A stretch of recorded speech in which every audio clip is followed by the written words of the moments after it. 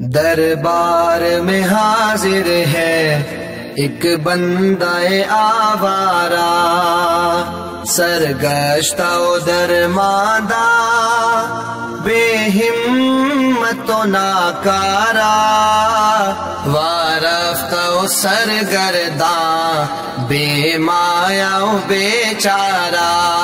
بسم اللہ الرحمن الرحیم، الحمدللہ وکفا وسلام علی عبادہ الذین اصطفیٰ، اما بعد۔ یہ جو بات چل رہی ہے ساری تقدیر کی بحث چل رہی ہے۔ اب تقدیر، آپ کو مسئلہ تقدیر سمجھ میں آ گیا اچھی طرح۔ دیکھیں، ایک ہوتا ہے تقدیر اور ایک ہوتی ہے تدبیر۔ ایک ہوتی ہے تقدیر اور ایک ہوتی ہے تدبیر۔ تدبیر انسان اختیار کرتا ہے کسی بھی چیز کے لیے، کام کے لیے۔ مثلا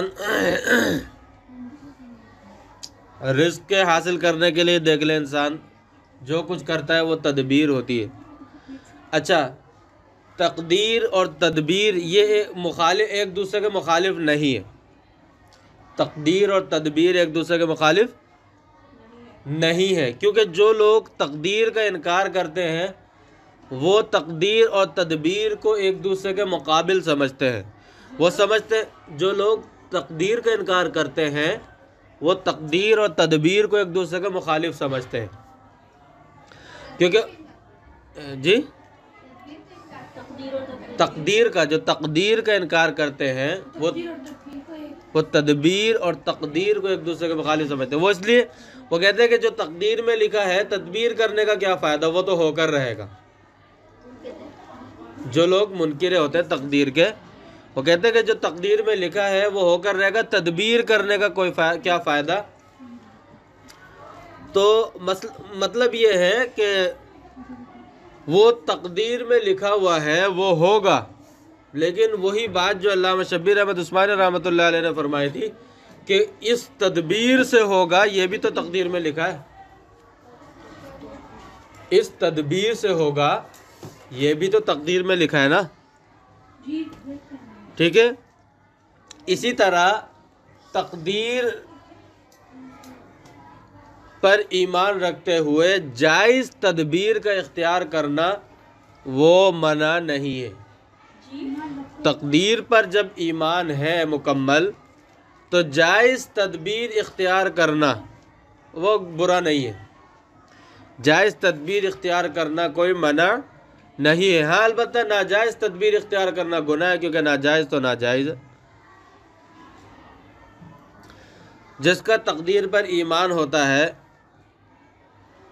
وہ ہر کام کے اندر اس کے مد نظر یہ ہوتا ہے کہ پتہ نہیں میری تقدیر میں کیا لکھا ہوا ہو، تو وہ اس کو یہی فکر دامنگیر ہوتی ہے کہ بس اللہ تبارک و تعالی میرے اس کام کو، جائز کام جو ہے جو بھی، اس کو قبول فرما لے اور پکڑ سے بچ جاؤں۔ تقدیر کا تو کسی کو پتہ نہیں ہے نا، آ رہی ہے سمجھ میں؟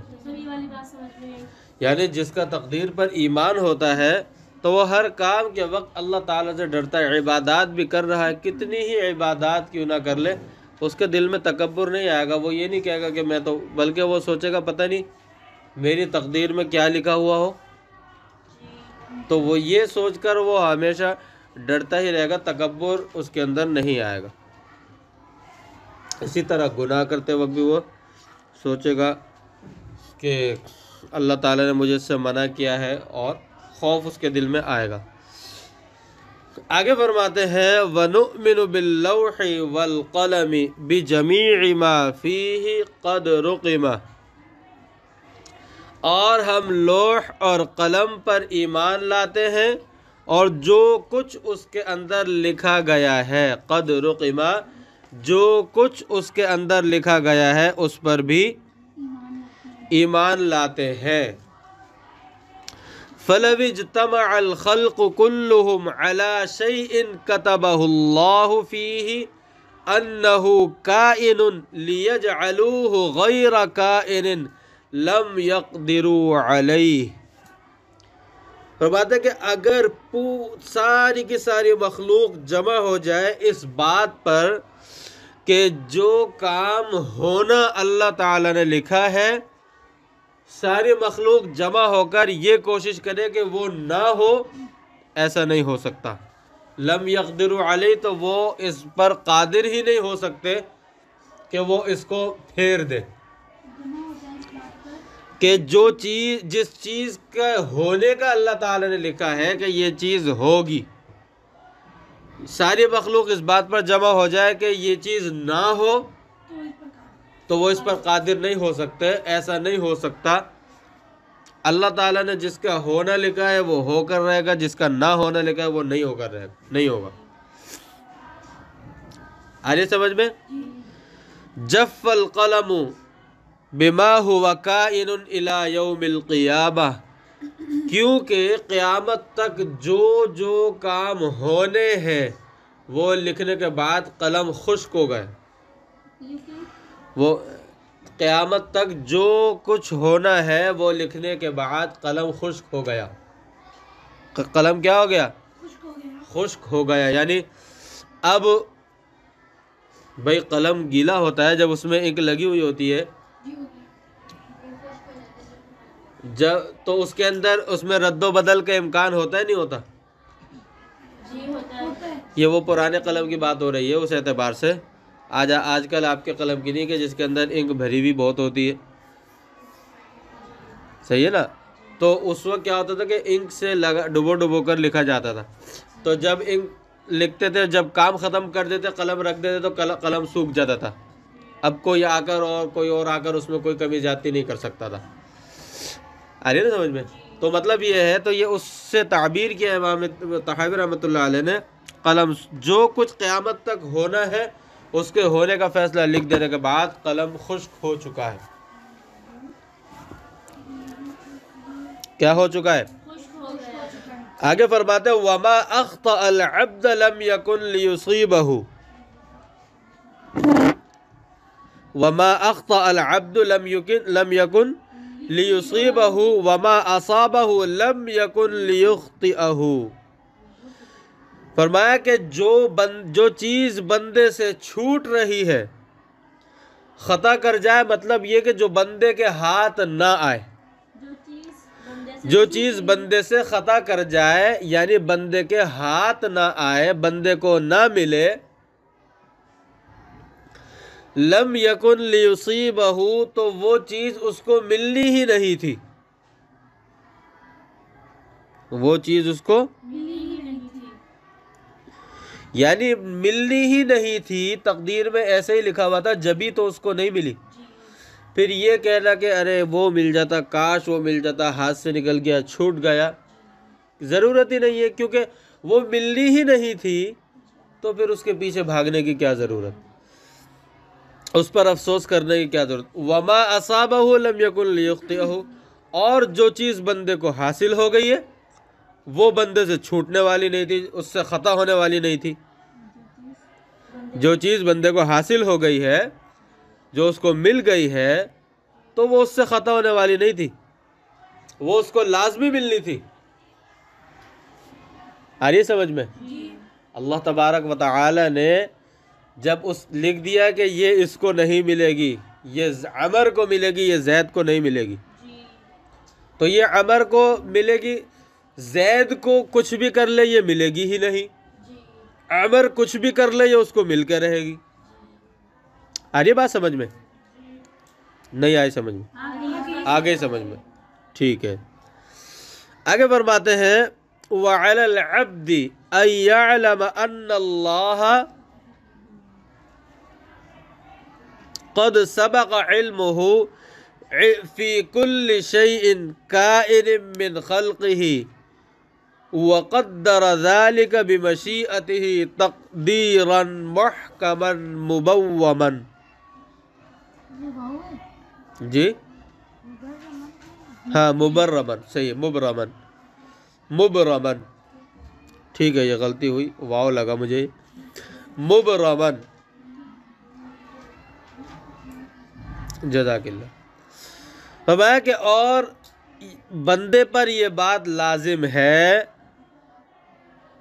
بندے پر یہ بات لازم ہے، یعنی بندے پر اس بات کا یعلم، یعنی اس بات کا یقین کرنا لازم ہے بندے پر کہ ہاں بندے پر اس بات کا یقین کرنا لازم ہے کہ اللہ تبارک و تعالی کا علم اس کی مخلوق میں سے ہر ہونے والی چیز کے متعلق، اللہ تبارک و تعالی کا علم اس کی مخلوق میں سے ہر ہونے والی چیز کے متعلق جی اللہ تبارک و تعالی کا علم اس کی مخلوق میں ہر ہونے والی چیز سے متعلق پہلے سے ہی موجود ہے۔ قد سبق علمہ، پہلے سے ہی موجود ہے۔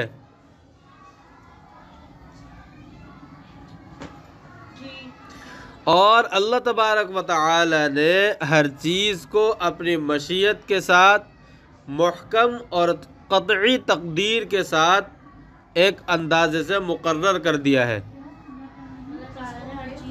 اللہ تعالیٰ نے ہر چیز کو اپنی مشیت کے ساتھ محکم اور قطعی، مبرمن مانے قطعی تقدیر، اللہ تعالیٰ نے اپنی مشیت کے ہر چیز کو اپنی مشیت کے ساتھ محکم اور قطعی تقدیر کے ساتھ ایک اندازے سے مقدر کر دیا ہے۔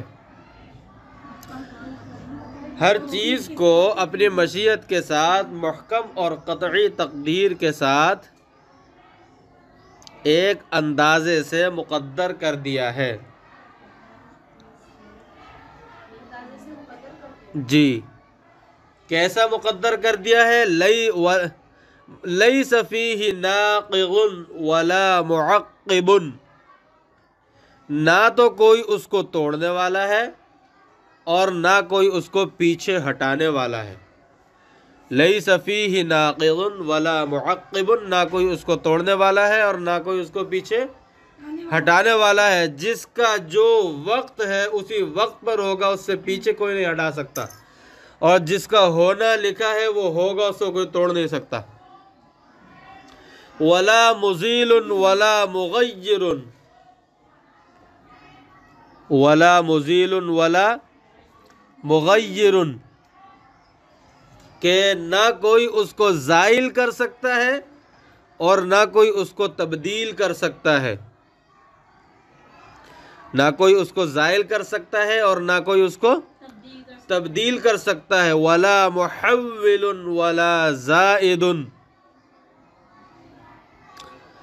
نہ کوئی اس کو پھیر سکتا ہے اور نہ کوئی اس میں کوئی زیادتی کر سکتا ہے۔ ولا زائد ولا ناقص، یعنی نہ کوئی اس کو پھیر سکتا ہے اور نہ کوئی اس میں کمی زیادتی کر سکتا ہے۔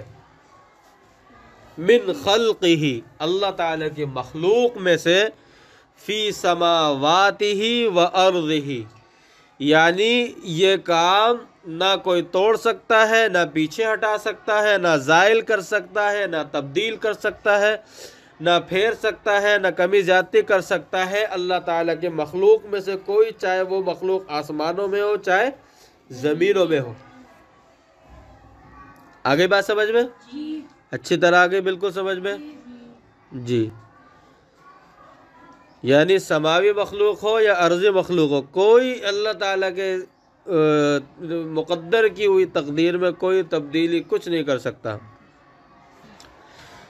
وذالک من عقد الایمان واصول المعرفۃ والاعتراف بتوحید اللہ وربوبیتہ، اور فرمایا کہ یہی بات، ابھی یہ جو بات بیان کی ہے امام طحاوی رحمۃ اللہ علیہ نے، امام طحاوی رحمۃ اللہ علیہ فرماتا ہے کہ یہی جو بات ہے عقد الایمانی، ایمان کے جو ہے اصول ہے، بنیاد ہے، یہی باتیں ایمان کی کیا ہے؟ بنیاد ہے، اصول بنیاد ہے، اور معرفت کے اصول ہے۔ یہی باتیں ایمان کی بنیاد ہیں اور معرفت کے اصول ہیں، اور اللہ تبارک و تعالی کی توحید اور اللہ تبارک و تعالی کی ربوبیت کا اعتراف ہے۔ جی توحید اور ربوبیت کا اعتراف ہے، اعتراف ہے۔ کما قال تعالی فی کتابہ العزیز، جیسا کہ اللہ تبارک و تعالی نے اپنے کلام مقدس کے اندر فرمایا ہے، وَخَلَقَ كُلَّ شَيْءٍ فَقَدَّرَهُ تَقْدِيرًا، کہ اللہ تبارک و تعالی نے ہر چیز کو پیدا کیا اور ان کی تقدیر بنائی۔ فَقَدَّرَهُ تَقْدِيرًا، اللہ تعالی نے ہر چیز کو پیدا کیا اور ان کی تقدیر بنائی۔ وقال تعالی، اور اللہ تبارک و تعالی کا فرمان ہے، وَكَانَ أَمْرُ اللَّهِ قَدَرًا مَقْدُورًا، وَكَانَ أَمْرُ اللَّهِ قَدَرًا مَقْدُورًا، کہ اللہ تبارک و تعالی کا امر جو ہے وہ تقدیر کے مطابق ہے، اللہ تعالی کا امر جو ہے وہ تقدیر کے مطابق ہے۔ فَوَيْلٌ لِمَنْ صَارَ لَهُ اللَّهُ فِي الْقَدَرِ خَصِيمًا، فرماتے ہیں ہلاکت ہے اس شخص کے لیے جو تقدیر کے بارے میں اللہ تعالی سے جھگڑا کرے، ہلاکت ہے اس شخص کے لیے جو تقدیر کے بارے میں اللہ تعالی سے جھگڑا کرے۔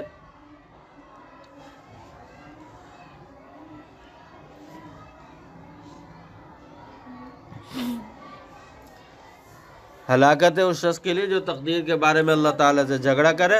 وَأَحْضَرَ لِلنَّظْرِ فِيهِ قَلْبًا سَقِيمًا، سلیما نہیں بلکہ سقیمًا، ایک تو تقدیر کے بارے میں اللہ تعالیٰ سے جھگڑا کر رہا ہے اور تقدیر میں غور و فکر کرنے کے لیے بیمار دل کو مشغول کر رہا ہے، اور تقدیر کے مسئلے میں غور و فکر کرنے کے لیے بیمار دل کو مشغول کر رہا ہے۔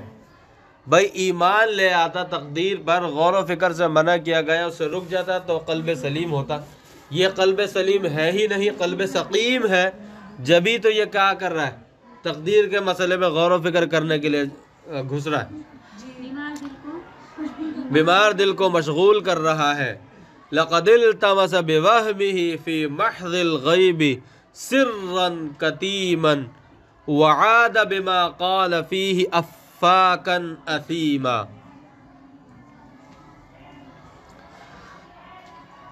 لَقَدِ الْتَمَسَ بِوَهْمِهِ فِي مَحْضِ الْغَيْبِ، فرماتے ہیں کہ اس نے جی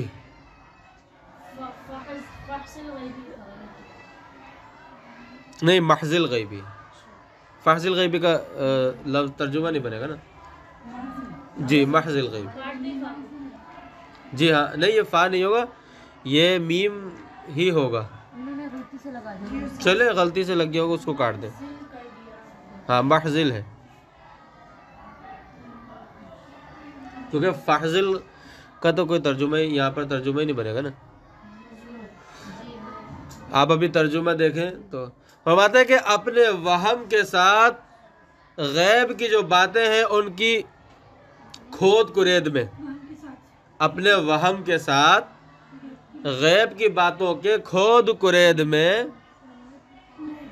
کھود کرید، کھودنا کریدنا تو پتہ ہے نا آپ کو، تو اپنے وہم کے ساتھ غیب کی، یعنی جو محض غیب کی باتیں ہیں جو اور کسی کو معلوم ہی نہیں ہو سکتی، تو کھود کرید اپنے وہم کے ساتھ محض کی غیب کی باتوں میں کھود کرید کرنے میں، اور ایک پوشیدہ اور چھپے ہوئے، سرن کے معنی بھی، اور سرن راز کو کہتے ہیں، کتیمن یعنی ایک پوشیدہ اور چھپے ہوئے راز کو تلاش کرنے میں،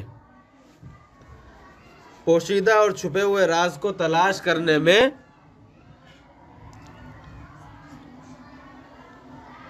اور وعاد بما قال فیہ افاکا اثیما، اور جو بات اس نے کہی ہے، بما قال فیہ، اور جو بات اس نے کہی ہے غیب کے اور تقدیر کے متعلق، فیہ مطلب یعنی مسئلہ غیب اور مسئلہ تقدیر کے متعلق جو بات اس نے کہی ہے، اس بات کے کہنے میں وہ جھوٹ باندھنے والا اور گناہگار ہوا۔ افاکن اثیمن، جھوٹ باندھنے والا اور گناہگار ہوا۔ جو بات اس نے کہی ہے غیب اور مسئلہ تقدیر کے متعلق، دوبارہ بتاتا ہوں میں کہ فرماتے کہ اور اپنے وہم کے ساتھ غیب کی باتوں کی کھود کرید میں اور پوشیدہ اور چھپے ہوئے راز کی تلاش میں، اور اس غیب اور تقدیر کے متعلق جو بات کہی ہے اس کے کہنے میں جھوٹ بولنے والا اور گناہگار ثابت ہوا ہے۔ جھوٹ بولنے والا اور گناہگار ثابت ہوا ہے۔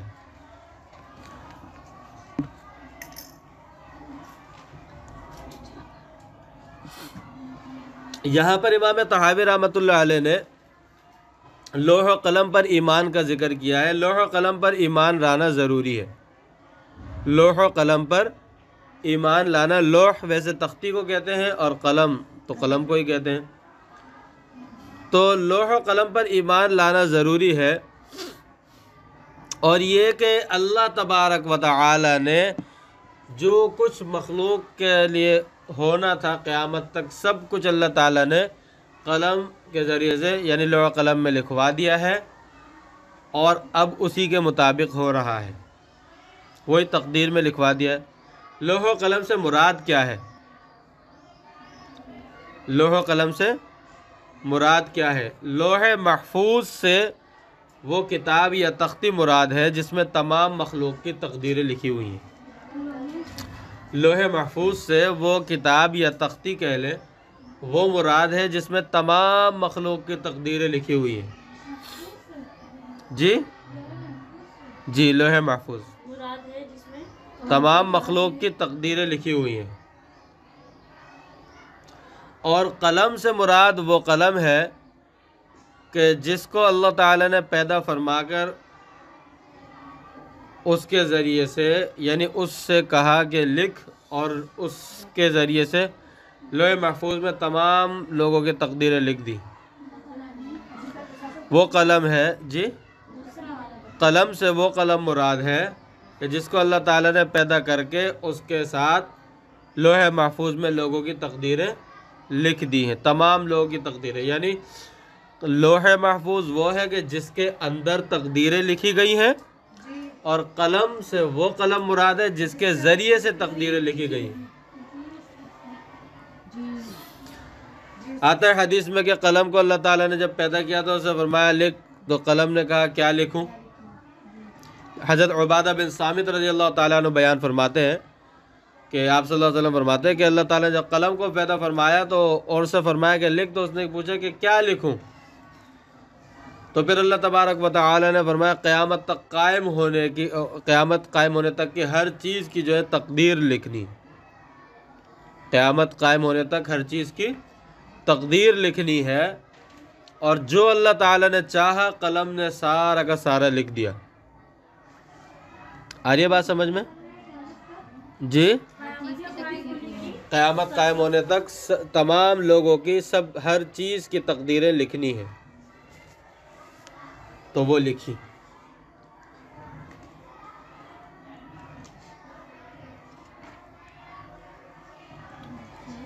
آگے سمجھ میں؟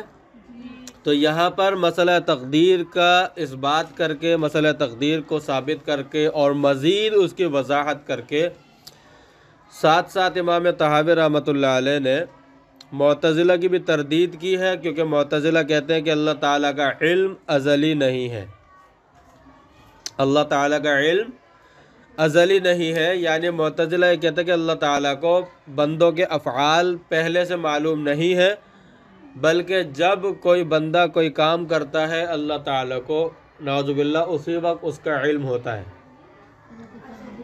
جو کہتے ہیں کہ بندہ کوئی کام کرتا ہے تو اللہ تعالیٰ کو معلوم نہیں ہوتا۔ ہاں، بندوں کے جو کام ہیں ان کا پہلے سے اللہ تعالیٰ کو کوئی علم نہیں ہے نعوذ باللہ، بلکہ جو بندہ جب کوئی کام کرتا ہے تو اسی وقت اللہ تعالیٰ کو علم ہوتا ہے۔ معتزلہ یہ کہتے ہیں تو یہ ساری اتنی ساری باتیں بیان کر کے امام طحاوی رحمۃ اللہ علیہ ان کا معتزلہ کا رد کر رہے ہیں. اور پھر آگے آخر میں جو فرمایا کہ وَذَلِكَ مِنْ عَقْدِ الْإِيمَانِ، اس میں امام طحاوی رحمۃ اللہ علیہ نے یہاں سے یہ بیان فرمایا اور آگے کچھ دلیل بیان فرمائی. قرآن کی آیت سے فرماتے ہیں کہ مسئلہ تقدیر ایمان کے اصول میں سے ہے. اصول ایمان جو چیزیں ہوتی ہیں، اصول ایمان جو چیزیں ہوتی ہیں، یعنی جو ایمان کی جڑ کہلاتی ہیں جو چیزیں، اگر وہ مفقود ہو جائیں تو دائرہ اسلام سے خارج ہو جائے گا بندہ. جو چیزیں ایمان کی جڑ کہلاتی ہیں، فرماتے ہیں کہ مسئلہ تقدیر بھی ایمان کی جڑ ہے. مسئلہ تقدیر بھی ایمان کی جڑ ہے، لہذا اس پر ایمان رکھنا ضروری ہے. آپ نے کیا بتایا کہ اگر وہ مفقود ہو جائے، اگر وہ مفقود ہو جائیں تو ایمان ہی باقی نہ رہے.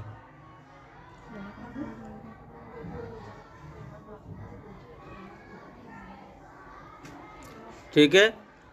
آگے جو آیات ہیں یہ امام طحاوی رحمۃ اللہ علیہ نے تقدیر کے متعلق دلیل کے طور پر پیش کی ہیں. اس کے آخر میں جو فویل سے عبارت لائے ہیں وہ تقدیر کے مسئلے میں جو غور و فکر کرتا ہے، گھستا ہے، اس کو ڈرانے کے لیے اور ہم جیسے لوگوں کو یہ بتانے کے لیے کہ تم اس میں مت گھسنا. مسئلہ تقدیر میں جو شخص گھستا ہے اس کو ڈرانے کے لیے اور ہم جیسے لوگوں کو، ہم جیسے بچوں کو یہ بتانے کے لیے کہ تم لوگ اس میں غور و فکر کرنے کے قریب بھی مت آنا. آگے بات